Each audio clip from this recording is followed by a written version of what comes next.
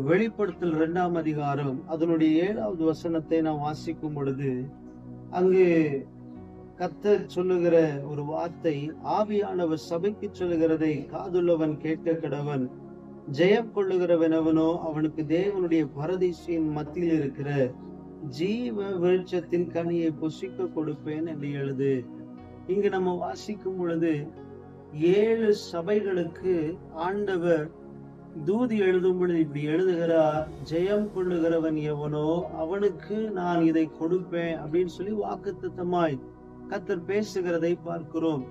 பத்மோ தீவிலே யோவானுக்கு கர்த்தர் தன்னை வெளிப்படுத்தும் பொழுது இப்படி வெளிப்படுத்துகிறார். 7 குத்துவிளக்கின் மத்தியில் உலாவுகிறவராகவும் 7 நட்சத்திரங்களை வலது கரத்தில் ஏந்தி கொண்டிருக்கிறவராகவும் கர்த்தர் வெளிப்படுத்துகிறார். அப்போ ஆண்டவர் கற்றுக் கொடுக்கிறார். அந்த 7 குத்து விளக்குகளும் 7 சபைகள், அந்த 7 நட்சத்திரங்கள் 7 சபையின் தூதர்கள் அப்படின்னு சொல்லிட்டு அந்த 7 சபைக்கும் 7 சபையின் தூதர்களுக்கும் ஆண்டவர் சில தூதுகளை பேசுகிறார், வெளிப்பாடுகளை பேசுகிறார். அதுல கர்த்தர் யார் என்பதை முதலாவது வெளிப்படுத்துகிறார். இரண்டாவதாக அந்த சபைக்கு ஆண்டவர் பேசும் பொழுது அந்த சபையினுடைய குணங்கள், நற்குணங்களை பேசுகிறார். மூன்றாவதாக சபையினுடைய குறைகளை சபைக்கு சுட்டி காண்பிக்கிறார். நான்காவது, நீங்கள் ஜெயம் பெற்று கொள்ளுகிறவர்களா இருப்பீர்களானால் உங்களுக்கு இதை கொடுப்பேன் அப்படின்னு சொல்லி ஆண்டவர் சில வாக்குத்தத்தங்களை பேசுகிறார். அப்ப 7 சபைகளுக்கும் ஆண்டவர் பேசும் பொழுது ஜெயம் கொள்ளுகிறவன் எவனோ அவனுக்கு நான் இதை கொடுப்பேன் அப்படின்னு சொல்லி பேசுகிறார்.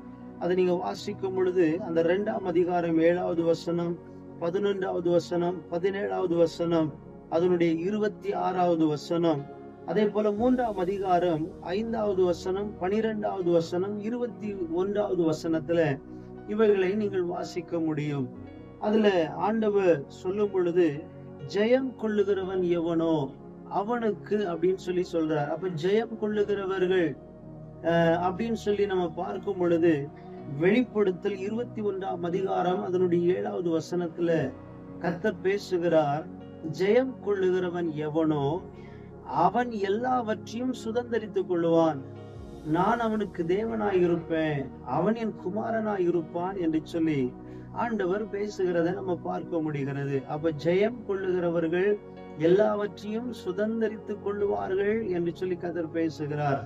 அப்போ எவற்றை நாம் ஜெயிக்க வேண்டும், எதை நம்ம ஜெயிக்கணும் அப்படின்னு சொல்லி வேதத்துல பார்க்கும் பொழுது மாம்சம், பிசாசு, உலகம், உலகத்தின் இச்சைகள், இவைகளை நாம் ஜெயிக்கிறவர்களா இருக்க வேண்டும் என்று சொல்லி வேதம் நமக்கு கற்றுக் கொடுக்கிறது. நாம் வாசிக்கும் பொழுது ரோமர் 8ஆம் அதிகாரத்தை நாம் வாசிக்கும் பொழுது அதனுடைய 37வது வசனத்துல பவுல் இப்படி சொல்லுகிறார், இவை எல்லாவற்றிலேயும் நாம் நம்மில் அன்பு கூறுகிறவராலே முற்றிலும் ஜெயம் கொள்ளுகிறவர்களா இருக்கிறோமே. நம்மில் அன்பு கூறுகிறவராலே நாம் எல்லாவற்றையும் ஜெயிக்கிறவர்களாய், ஜெயம் பெற்றுக் கொள்ளுகிறவர்களாய் இருக்கிறோம் என்று சொல்லி இங்கு பவுல் சொல்லுகிறார். அது எதெல்லாம் அப்படின்னு சொல்லி மேல பட்டியலிட்டு காண்பிக்கிறார்.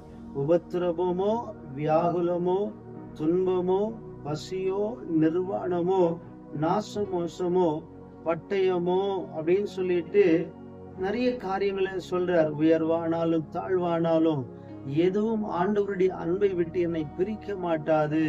இவை எல்லாவற்றையும் நாங்கள் ஜெயிக்கிறவராய், நாங்கள் அன்பு கூறுகிறவராலே நான் என்ன செய்றேன், ஜெயம் பெற்றுக் கொள்ளுகிறவர்களா இருக்கிறோம் என்று எழுதுகிறார். அப்ப இந்த உலகத்தில் வருகிற உபத்திரவங்கள், பாடுகள், எல்லா வேதனைகளையும் நாம் ஜெயிக்கிறவர்களாய், கிறிஸ்துவின் மூலமாய் ஜெயிக்கிறவர்களாய் இருக்க வேண்டும். இரண்டாவதாக யோவான் எழுதும் பொழுது 1 யோவான் அதனுடைய 2ஆம் அதிகாரம் 13வது வசனத்துல இப்படி எழுதுகிறார், பொல்லாங்கனை நீங்கள் ஜெயித்ததினால் உங்களுக்கு இவைகளை எழுதுகிறேன் அப்படின்றார். அப்போ பொல்லாங்கனை நீங்க என்ன செய்யுங்க, ஜெயித்திருக்கிறீங்க, அதனால நான் இதை உங்களுக்கு எழுதுறேன். அப்போ இரண்டாவதாக பொல்லாங்கனை நாம் ஜெயிக்கிறவர்களா இருக்க வேண்டும். இயேசு கிறிஸ்து கல்வாரி சிலுவையில பிசாசை ஜெயித்தார். அவர் ஜெயித்தது மாத்திரமல்ல, அவருடைய பிள்ளைகளாகிய நாமும் பிசாசை ஜெயிக்க வேண்டும். இந்த பொல்லாங்கனை ஜெயிக்க வேண்டும் என்று கர்த்தர் விரும்புகிறார்.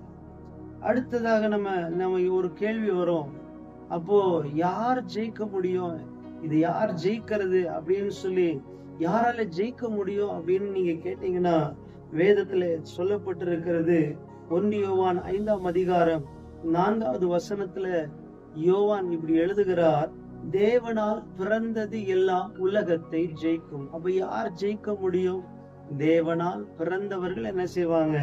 உலகத்தை ஜெயிப்பார்கள் என்று சொல்லி இங்க தெளிவாய் சொல்லுகிறார். அப்போ யார் தேவனால் பிறந்தவர்கள் யார் அப்படின்னு சொல்லி நீங்க ஒரு கேள்வியை எழுப்புவீர்களே ஆனால், அதற்கு யோவான் 3ஆம் அதிகாரத்துல இயேசு கிறிஸ்து சொல்றாரு 3வது வசனத்துல, ஒருவன் மறுபடியும் பிறவாவிட்டால் தேவனுடைய ராஜ்யத்தை காண மாட்டான் என்று மெய்யாகவே உனக்கு சொல்லுகிறேன் என்றார்.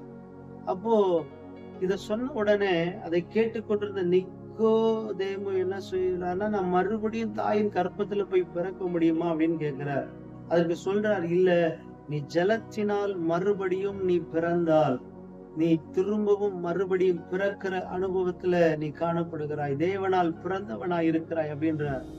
அப்போ அத கொஞ்சம் நம்ம யோசித்து பார்த்தோம் அப்படின்னா, ரோமருக்கு பவுல் எழுதும் போது கூட எழுதுகிறார், இப்படி எழுதுறார், ஒருவன் பாவத்திற்கு மரித்து தேவனுடைய அந்த மரணத்தின் மூலமாய் அடக்கம் பண்ணப்பட்டு மீண்டும் அவருடைய உயிர்த்தெழுதலின் சாயலிலே நாம் எழுந்திருக்கிறோம், கரைதிரை அற்றவர்களாய் நம்ம எழுந்திருக்கிறோம் அப்படின்றார்.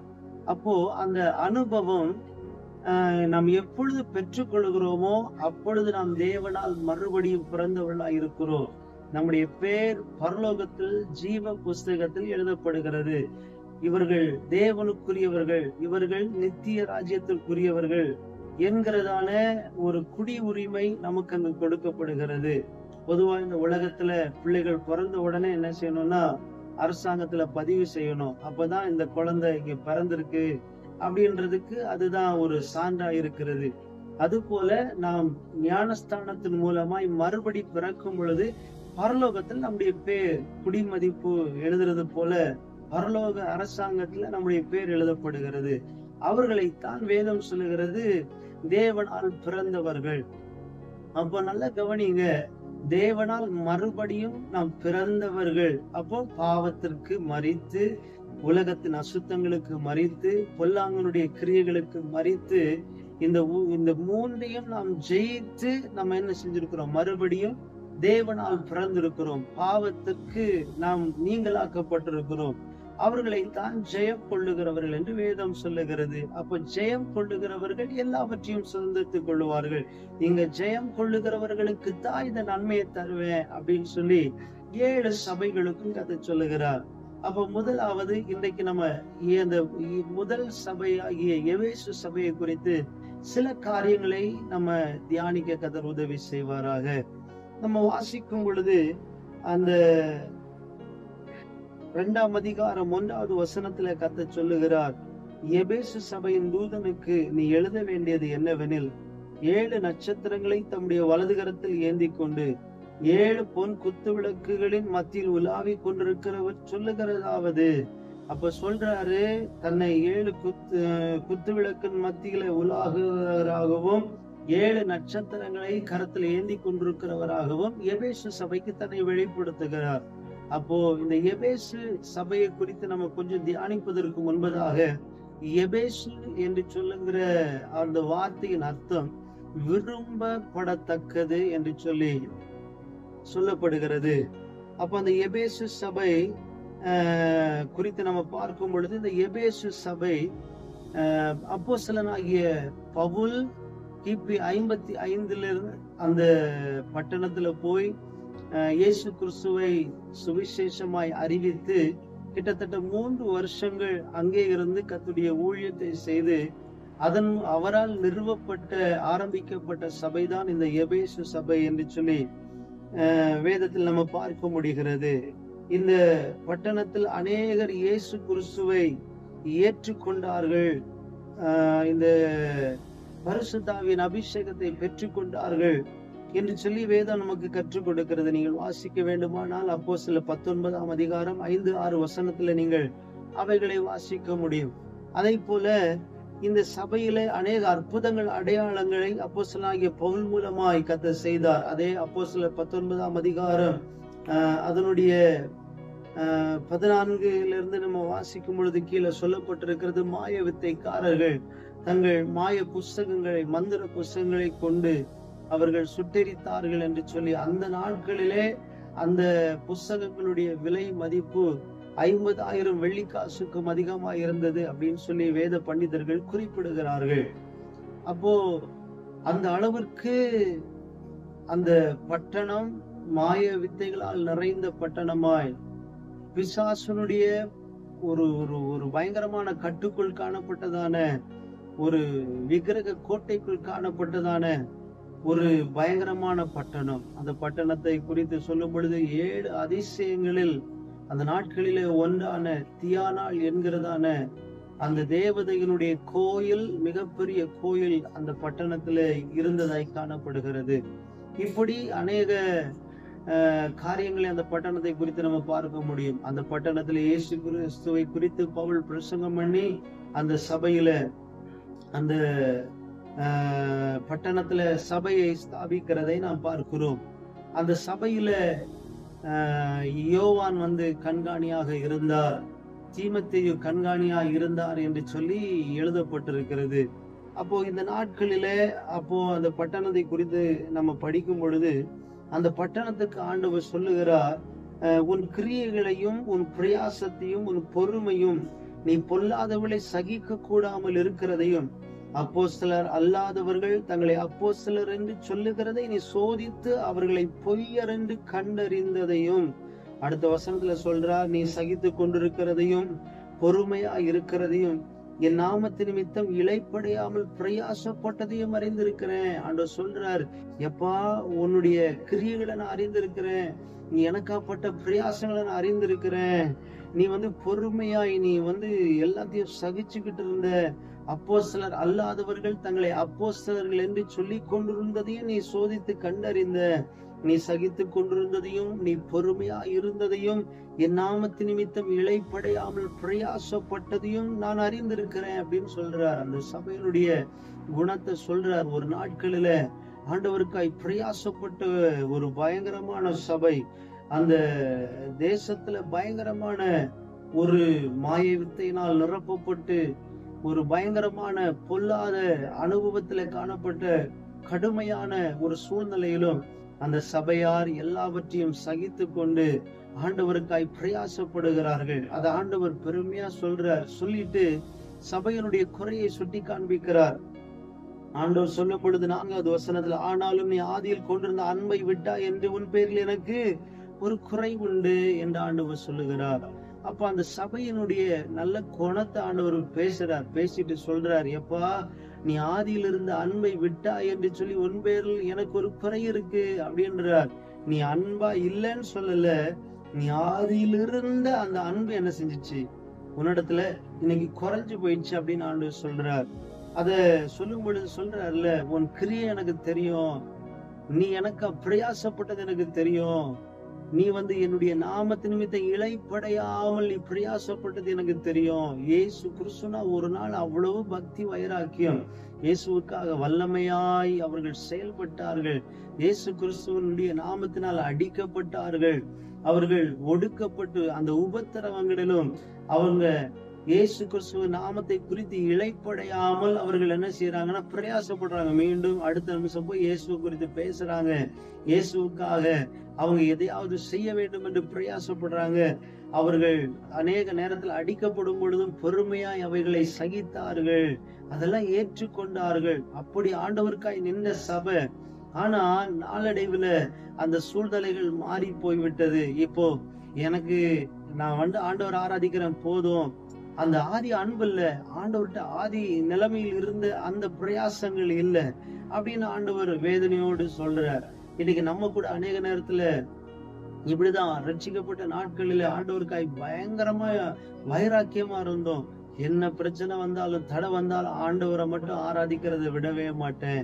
இயேசுவை குறித்து மற்றவங்களுக்கு சொல்லுகிற அனுபவம், அநேக நேரத்துல நம்மள கேவலமா பேசுகிற சூழ்நிலைகள், அவதூறாய் பேசுகிற சூழ்நிலை, உனக்கு வேற வேலையே இல்லையா, திரும்ப திரும்ப இதே வந்து சொல்லிட்டு இருக்க அப்படின்னு சொல்லி பயங்கரமா காரி மூஞ்சில துப்புனா கூட அதை தொடச்சுக்கிட்டு அடுத்த நிமிஷம் போய், தம்பி மக்களை உன்னை இயேசு நேசிக்கிறார் அப்படின்னு சொல்லி இயேசுவின் அன்பை குறித்து பேசின அந்த நாட்கள், ஹல்லேலூயா, ஆண்டவர் மேல அவ்வளவு அன்பு, அந்த அன்பை கிரியைகளினாலே அவர்கள் வெளிப்படுத்துகிறார்கள். மற்றவர்களிடத்துல போய் சொல்றாங்க.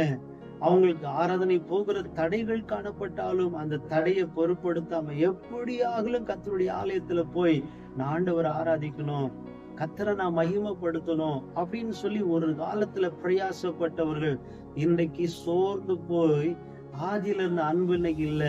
அடுத்த வாரம் கூட்டத்துக்கு போய்க்கலாம், அடுத்த வாரம் பாத்துக்கலாம், சமாளிச்சுக்கலாம், நான் இதுக்கு இயேசுவை பத்தி சொல்லணும், அவங்க வேணா நம்ம ஆராதிக்கிறோம் முடிச்சு அப்படின்ற அந்த நிலைமைக்குள்ள இன்னைக்கு கடந்து வந்துட்டாங்க. அதுதான் அங்கேயும் நடக்குது. சொல்றார், என் நாமத்து நிமித்த இளைப்படையாமல் பிரயாசப்பட்ட எனக்காக அடிகளை நீ வாங்கி நீ அதெல்லாம் சகிச்ச பொறுமையா, நீ வந்து அப்போஸ்தலர் அல்லாதவர்கள் அப்போஸ்தலர் சொல்லுகிறத நீ கண்டறிந்த, இப்படி ஆண்டவர் அந்த சபையை குறித்து மேன்மையாய் பேசுகிறார். அந்த அளவுக்கு தேவன் மேல் அன்பு நிறைந்த ஒரு சபை. அந்த அன்பை, கிறிஸ்துவின் அன்பை கிரியைகளினால் வெளிப்படுத்தினார்கள்.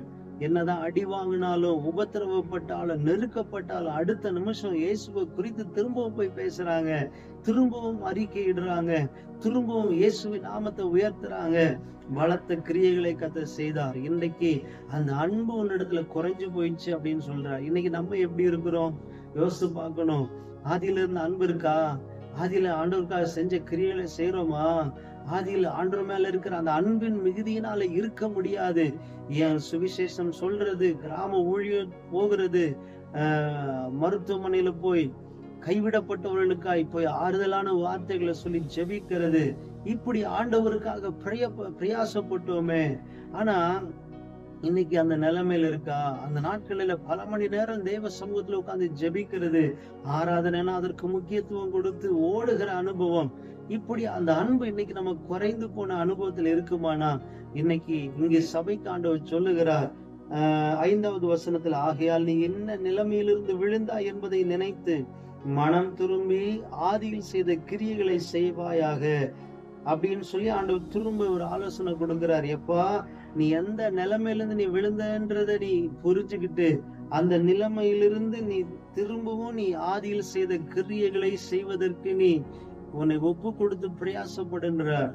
நீ எந்த நிலைமையில விழுந்த, எந்த நிலைமையில இருந்து நீ எது உன்ன இன்னைக்கு என்னுடைய அன்பை விட்டு தூரமா இழுத்து கொண்டு போனது, என்னிடத்துல அன்பு குறையறதுக்கு காரணம் எதுவா இருக்கு?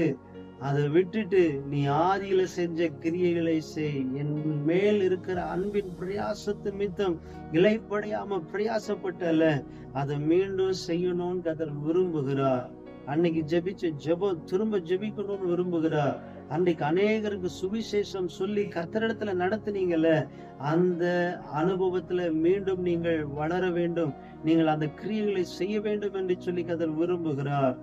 மீண்டும் ஆண்டவருக்காய் நீங்க செயல்படணும்னு கர்த்தர் எதிர்பார்க்கிறார். இன்னைக்கு நிறைய பேர் யோசிப்பாங்க, ஹல்லேலூயா, நான் சொல்றேன், ஊழியம் என்பது அது கர்த்தருக்காக நாம் செய்கிறது. அந்த ஊழியத்துல மிக பிரதானமான ஊழியமாய் நான் கருதுகிறது என்ன அப்படின்னா, ஆத்துமாக்களை ஆதாயப்படுத்துவது. ஸ்டேஜ்ல நின்று கர்த்தருக்காக சபையில நின்று பிரசங்கம் பண்றலாம், ஜெபிக்கலாம், இப்படி நிறைய ஊழியங்கள் இருக்கு. ஆனா ஒரு ஆத்துமாவை ஒரு விசுவாச பிள்ளை தேவனுக்கு நேராய் நடத்துவார்களே ஆனால், கர்த்தருக்கு நேரா அவங்க நடத்தப்படுவார்களே ஆனால், அதுதான் மிக சிறந்த ஒரு ஊழியமாய் நான் கருதுகிறேன். ஏன்னா ஒரு பாவி மனம் திரும்புவானே ஆனால் பரலோகத்துல மிகுந்த சந்தோஷம் உண்டாகும். அப்போ உங்கள் மூலமாய் ஒரு ஆத்மா ரட்சிக்கப்படுமே ஆனால், தேவனிடத்துல கடந்து வருமே ஆனால், பரலோகத்துல உங்கள் மித்தமாய் ஒரு பெரிய சந்தோஷத்தையே கர்த்தர் ஹல்லேலூயா உண்டு பண்ணுகிறார். அப்ப நான் ரொம்ப பிரதானமான ஒரு ஊழியமாய் கருதுகிறேன். அப்போ நல்ல விளங்கிக்கோங்க. ஆதியில அநேகரை கிறிஸ்துவண்டைக்கு நடத்துனீங்கல்ல, அந்த கிரியைகளை மீண்டும் நீங்கள் செய்ய வேண்டும் என்று கர்த்தர் விரும்புகிறார். அது செய்யுங்க அப்படின்ற, இல்லாவிட்டால் அப்படின்ற ஒரு ஒரு கேள்வியோட ஆண்டவர் தொடங்குறார். இல்லாவிட்டால் நான் சீக்கிரமா என்னிடத்தில் வந்து நீ மனம் திரும்பாத பட்சத்தில் உன் விளக்கு தண்டை அதனிடத்திலிருந்து நீக்கி விடுவேன். அப்ப ஆண்டவர் சொல்றாரு, உனக்கு ஜீவனை தந்து நான் வச்சிருக்கிறதே நீ எனக்காக நீ ஆதியில செஞ்ச கிரியைகளை செய்யணும், என் மேல் இருக்கிற அன்பின் பிரயாசத்தை நீ வெளிப்படுத்தணும், நீ அநேகரை என்னிடத்துக்கு திருப்ப நடத்தணும் அப்படின்னு ஆண்டவர் விரும்புகிறார். கொஞ்சம் யோசிச்சு பாருங்க, உங்க குடும்பத்துல அநேகர் ரட்சிக்கப்படாததுல இருந்தும் இன்னைக்கு கர்த்தர் உங்களை ரட்சித்து வைத்திருக்கிறாருன்னா, முதல்ல உங்களை சந்தித்திருக்கிறாருன்னா காரணம் என்ன தெரியுமா? நீங்க அமைதியா இருக்கிறதுக்கா? உங்கள் மூலமாய் உங்கள் குடும்பத்துல இருக்கிற அத்தனை பேரும் ரட்சிக்கப்படணும்னு கர்த்தர் விரும்புகிறார். அத்தனை பேரும் கிறிஸ்துவின் அண்டைக்கு வரணும்ன்றத கர்த்தர் விரும்புகிறார். அதனாலதான் அந்த குடும்பத்தை ஆண்டவர் உங்க கையில கொடுத்திருக்கிறார். நினைச்சு பார்த்திருக்கிறீங்களா? நீங்க நிறைய பேர் சொல்லுவாங்க, அந்த குடும்பத்துல நான் பிறந்திருந்தா அப்படி இருக்கும், இந்த குடும்பத்துல பிறந்திருக்க மாட்டேன், நான் போய் இந்த குடும்பத்துல பிறந்தேன்னு சொல்லுவாங்க. அப்ப யோசிச்சு பாருங்க, இந்த குடும்பத்துல உங்களை பிறக்க வைத்து முதலாய் உங்களை ரட்சித்திருக்கிறாருன்னா, உங்கள் மூலமாய் அவர்களையும் கர்த்தர் ரட்சிக்க விரும்புகிறார். உங்கள் மூலமாய் உங்களை ஒரு குடும்பத்துல கொண்டு கர்த்தர் இணைச்சிருக்கிறாருன்னா, அந்த குடும்பத்தை உங்க மூலமா ரட்சிக்க விரும்புகிறார். அப்ப நீங்க மௌனமா இருக்கக்கூடாது. கிறிஸ்துவை குறித்து நீங்க சொல்லணும். அந்த ஆத்துமாக்களை தேவனுக்கு நடத்தணும். இன்னைக்கு அவங்கள அதிகமா நேசிக்கிறீங்க. இன்னைக்கு தன்னுடைய பிள்ளைகளை நேசிக்காதவர்கள் யாரும் இருக்க மாட்டாங்க. பிள்ளைங்களுக்கு அவ்வளவு பாசம் பிள்ளைங்க மேல வச்சிருப்பாங்க. பிள்ளைங்களுக்கு ஒரு சின்ன ஒரு அடிபட்டுச்சுன்னா 4 நாள் சாப்பிட மாட்டாங்க, தூங்க மாட்டாங்க. அதே நினைச்சு வேதனைப்படுவாங்க. ஐயோ, என் பிள்ளைக்கு இப்படி ஆயிப்போச்சு அப்படின்னு சொல்லி புலம்பிட்டே இருப்பாங்க. ஆனா என்னைக்காவது யோசிச்சு பார்த்திருக்கிறீங்களா? இந்த உலகத்தின் முடியும் பொழுது நீங்க ஆண்டவரை ஆராதிக்கிறீங்க. ஆனா நீங்க உங்க பிள்ளைகளுக்கு, உங்கள் குடும்பத்துல நீங்க நேசிக்கிறவர்களுக்கு சுவிசேஷத்தை அறிவிக்காமல் இருக்கும் பட்சத்தில் அவர்கள் ஒரு நாள் நித்தியமான இந்த உலகத்துல வாழ்க்கை முடிஞ்சிடும். ஆனா நித்தியமா முடிவில்லாத ஒரு வாழ்க்கை இருக்கு. அன்னைக்கு நரகத்தில் அவர்கள் வேதனைப்படுவார்களே. ஆனால் எப்படி உங்களால தாங்கிக்க முடியுமா? அதை உங்களால ஏத்துக்க முடியுமா? இன்னைக்கு பூமியில ஒரு காயம் பிள்ளைக்கு பட்டுச்சுன்னா நம்மளால தாங்க முடியல. ஆனா அவர்கள் நரகத்துல அந்த வேதனை நித்தியமா அனுபவிக்கணும்ல. அப்போ உண்மையான அன்பு பாசம் இருந்தா அந்த பிள்ளைகள் தாங்கள் நேசிக்கிறவர்கள் அந்த நரகத்துக்கு போக கூடாது என்கிற அந்த பிரயாசத்தை நீங்க கண்டிப்பா செய்வீங்க. ஏன்னா அவர்கள் மேல நீங்க வச்சிருக்கிற அன்பின் மிகுதியினால அவர்களும் தேவன் அண்டைக்கு வரணும், அவர்களும் நித்திய நரகத்திற்கு காப்பாற்றப்படணும்னு நினைப்பாங்க. இன்னைக்கு இந்த பூமியில நல்ல ஸ்பிரிங் மத்தியில காயப்படுத்து தூங்குறோம். ஆனா அங்க என்ன தெரியுமா? உயிருள்ள ஸ்பிரிங்ல தான் படுக்கணும். புழுக்களே உன் போர்வைன்ற உன் படுக்கின்ற.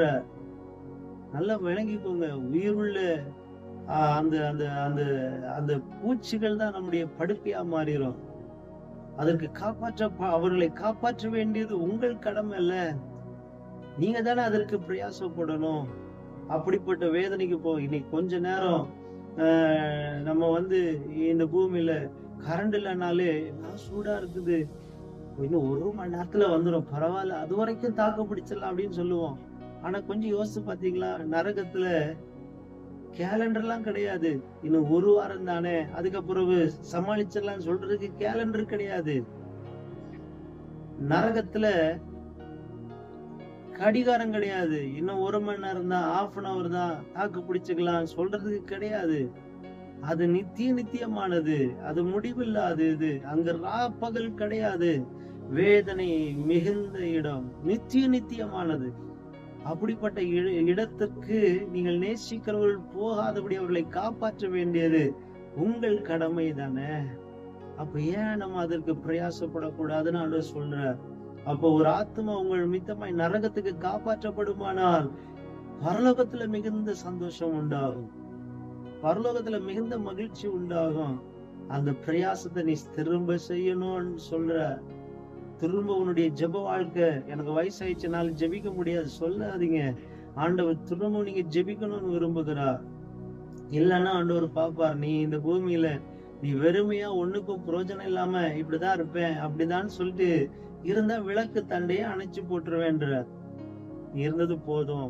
அப்ப ரொம்ப நாள் நீங்க இந்த பூமியில வாழணும்னு விரும்புவீங்கன்னா ஆண்டவருக்காக நீங்க பிரயாசப்படணும்ன்ற. ஆதியில செஞ்ச அந்த கிரியைகளை நீங்கள் மறுபடியும் செய்ய வேண்டும் என்று கர்த்தர் விரும்புகிறார். அப்போ ஆண்டவர் சொல்றார், நீ ஒரு நாட்கள்ல நீ எனக்கு பிரயாசப்பட்ட, எல்லாத்தையும் சகிச்ச, மீண்டும் அந்த அனுபவத்தை கர்த்தர் நம்மிடத்துல எதிர்பார்க்கிறார். மறுபடியும் இன்றைக்கு அந்த அனுபவம் நம்மிடத்துல வெளிப்படட்டும். ஆண்டவர் சொல்லிட்டு சொல்றார், அந்த ஆதியில செய்த கிரியைகளை நீ மறுபடியும் செய்வாயாக அப்படின்னு ஆண்டவர் எச்சரிக்கிறார். இல்லைன்னா நான் விளக்கத்தை நினைச்சிருவேன். என்னைக்கும் பொறுமையான அமைதியெல்லாம் இருக்க மாட்டேன். என்னைக்கும் பார்த்துக்கிட்டு நான் மௌனமா இருக்க மாட்டேன். ஒரு நாள் நீ பட்ட பிரயாசத்தின் மித்தமா நான் பொறுமையா உட்கார்ந்து இருக்கிறேன். நீ திரும்ப நீ எழும்பிடுவ, திரும்ப நீ மறுபடியும் நீ ஆதியில செய்த கிரியைகளை செய்வாய் என்று கர்த்தர் நம்மை குறித்து எதிர்பார்த்து பார்த்து கொண்டிருக்கிறார்.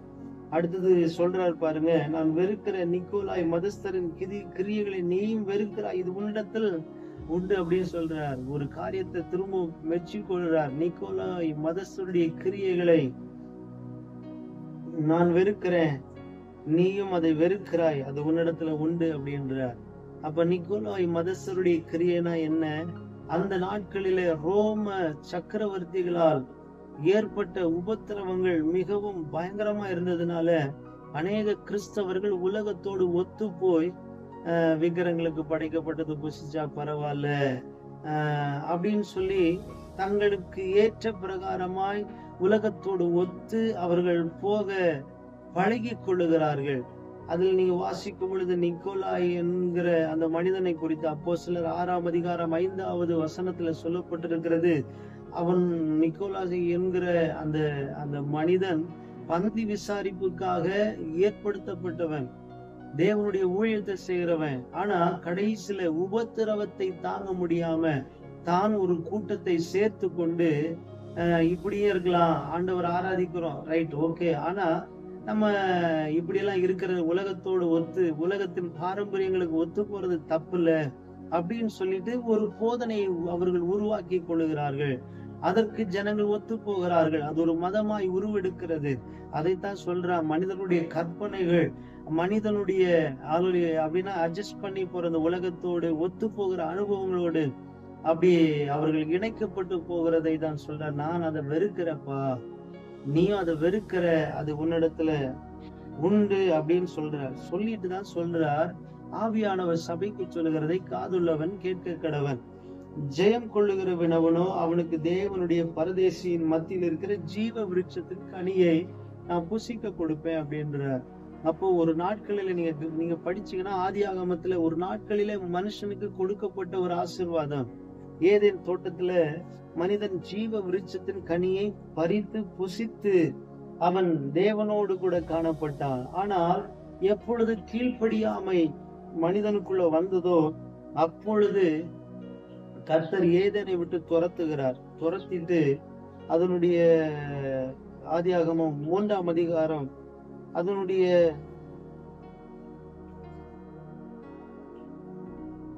22வது வசனத்தை நாம் வாசிக்கும் அங்க சொல்லப்பட்டு, பின்பு தேவனாகிய கர்த்தர், இதோ மனுஷன் நன்மை தீமை அறியத்தக்கவனாய் நம்மில் ஒருவரை போலானான்.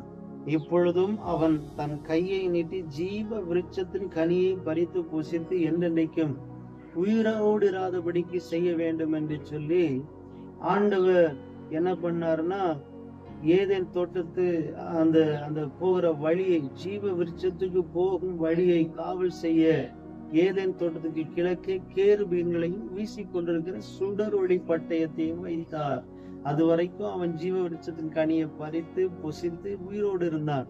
அப்ப இனி இவன் என்னைக்கும் உயிரோடு இருக்காதபடி அவன் ஜீவ விருட்சத்தின் கனியை பறித்து புசிக்காம இருக்கிறதுக்காக கர்த்தர் என்ன பண்ணாருன்னா, வீசிக்கொண்டிருக்கிற சுடரொளி பட்டயத்தை அன்று வைக்கிறார். கேருபீன்களையும் வீசிக்கொண்டிருக்கிற சுடரொளி பட்டயத்தை வைக்கிறார்.